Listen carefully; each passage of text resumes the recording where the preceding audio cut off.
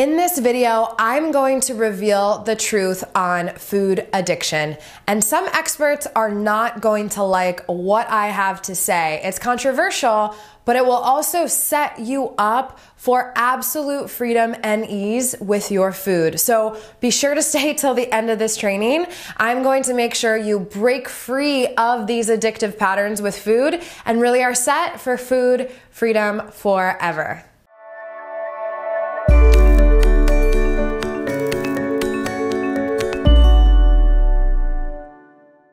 All right, before I even go into what food addiction is and all of this, I just have to start directly with the truth. If you are on this video, you most likely feel out of control with food. You most likely feel so out of control with food that you could be an addict, or maybe someone's told you that you're an addict and you have to abstain from certain foods like sugar, like highly palatable foods, fat, carbs, whatever that is, because you have a problem. And I want to completely debunk that lie.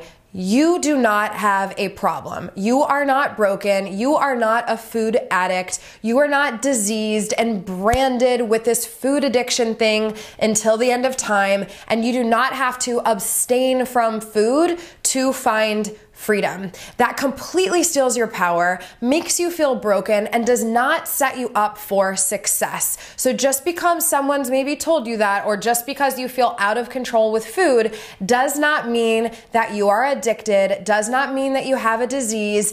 And what it does mean is that all you have to do is shift these patterns in your brain that are driving you to eat uncontrollably and set yourself up for freedom. But you can throw away this food addiction thing once and for all. So let's talk about food addiction, because there are some parts to it that make scientific sense. And I don't want to discredit the science.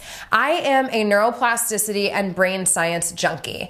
Everything that we consume comes with a chemical reaction in our body after. Even our emotions come with chemical responses in our bodies after, right? So I don't want to discredit that. And certain foods like sugar, processed foods, highly palatable foods, fat, all these things, different food chemicals, they can create chemical responses in the brain that our brain can want more of. So I do not want to deny the fact that there are some chemicals and there are things at play that can solidify the pattern to want to keep overeating with some of these foods. But it's not the food that is necessarily where we need to go with the control. The control tends to cause more chaos. So let me talk about that here. So if the theory of food addiction is rooted in the chemical response in the brain, then let's really look at the brain and the brain science, right? Let's get real here. Okay, so imagine if there's like this switch in your brain, right? And when this switch is on, and it's back here, it's in the survival portion of the brain, when the switch is on, things happen like wanting to eat on autopilot, thinking about food all the time. Your brain's literally invested in making you eat, right? You have more cravings, chemical rewards happen that solidify the pattern over and over again, and this happens when you're in survival mode. What happens is when someone abstains their food from certain foods, when someone restricts their food, controls their food, or practices abstinence, which is like touted as the cure for food addiction, which isn't even a real thing, the abstinence causes more cravings. The abstinence flips that switch on in the brain. We call it the binge switch here. Flips the switch on in the brain that drives you to eat more. So abstinence is not the answer. I personally, if you can't tell already, do not believe in food addiction, and I hate anything that makes you feel like you're branded for life with some issue when you have the power right now within you to break free. I believe that the reason that these forbidden foods have so much power is because we give them power through saying we absolutely can't have them, through the abstinence. So I don't know if you've ever been with like a friend and they're like, hey, you know, don't look to the right, but so-and-so in the white dress is doing this. Your immediate thing is to look to the right. Or maybe you've sat at a restaurant and said, I'm not eating the bread, I'm not eating the bread, I'm not eating the bread, right? And then all of a sudden you get you get one piece. You can't stop thinking about the bread to start. And then you let yourself have a piece, and then you want more, and then you want more. And then all of a sudden, you're just gonna eat it all because you know that bread was bad, forbidden, you're an addict, you need to abstain, whatever it is. And you're going to finish it all because your brain and body think that it's not going to be there. So that's why this abstinence model it seems very faulty to me, because if you tell your brain and body that you're not going to get this food and say you have it, you're literally going to be programmed to consume as much as you can because you think it's going away. So imagine how a brain behaves when it knows that you can have anything you want in any quantity at any time. This mystical pull towards forbidden foods greatly decreases. And I know this is at the core of a lot of people who feel like they're addicted to food, because very few people eat without judgment, shame, criticism, and mental and emotional restriction, even if they let themselves have the food.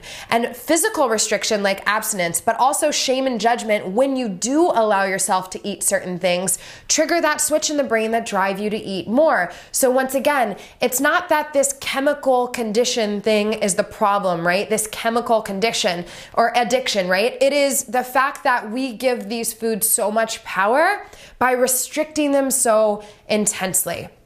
Food is not anything you're addicted to, right? Yes, certain things can pull you and you want to eat more of them because they taste certain ways and there's certain responses in your body, not denying that, but you are not addicted. You are not going to have this problem forever, and you have it in you to reprogram your physiology to stop pulling you towards food, right? To flip that switch in the brain off so you're not tunnel visioned on food, because that's what happens when someone's in survival mode or someone practices abstinence or whatever that is. Food literally consumes your brain. A lot of the clients we work with, it's 50, 60, 70, 80, 90, 100% of their mental space is taken up by thoughts of food. And this is not because you're broken or an addict or have no willpower or anything. It is because typically there's so much control, so much restriction that you are pointed to think about food because your brain's in that survival mode. So here is the answer. 1, flipping the switch in the brain off. 2, breaking these patterns in the brain that are driving you to eat on autopilot. And just like you can kind of carve a path through grass, right? So right now your path is binge or emotional eating, overeating, feeling like you're addicted to food, eating out of control. We can carve a new path, which is freedom and ease with your body and food. And the cool thing about the brain is as you use the new path more and more, this old path dies off. Grass grows over, so to speak. It's called pruning if we're talking all nerdy science, neuroplasticity. And this new path can form, and this new path can look like freedom and ease with your food. And guess what? Am I telling you to eat sugar and all these forbidden foods all the time? No. Yes, sugar can be detrimental to the body in large quantities over time, of course. But on this new path, you can have a cookie without wanting to eat the whole bag. You can have some candy without wanting to finish all of it. And a majority of the time, you're drawn towards foods that leave you feeling amazing, alive, healthy, and in your power. And that is the path to freedom.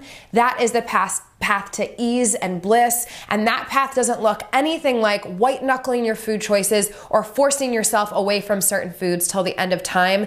That shit is not sustainable. Love, honor, nourishing, and partnering with yourself is. And all that love, honor, nourishing, and partnering with yourself gets a little tough and sticky if you haven't reprogrammed those patterns in the brain and switched yourself from being wired to binge to wired to a place of freedom and ease with your body and food. So on that, I made you a free training to help you rewire your brain, your body, your way of being for absolute ease and freedom with your body and food, and break all those old patterns and step into this place of freedom. So the link for that's in the description below. Be sure to check that out. And also, if you liked this video, please click subscribe. I do weekly videos, and everything I say is not some weird opinion. It is deeply rooted in studying and helping thousands of women break free from food addiction, I don't believe in it, binge and emotional eating, and things like that, right? And weight loss that actually lasts. So that is where this is pulled from, and it's also pulled from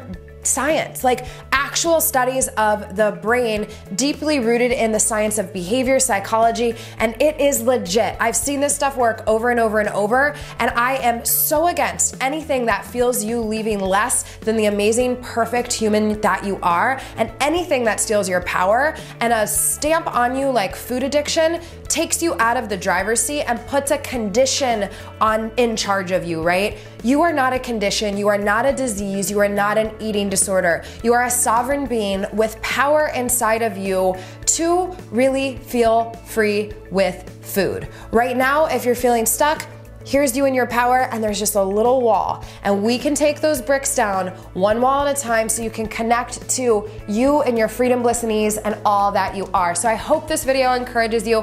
Please leave a comment. Let me know what you think. I'd love to hear from you, and can't wait to see you on the video next week.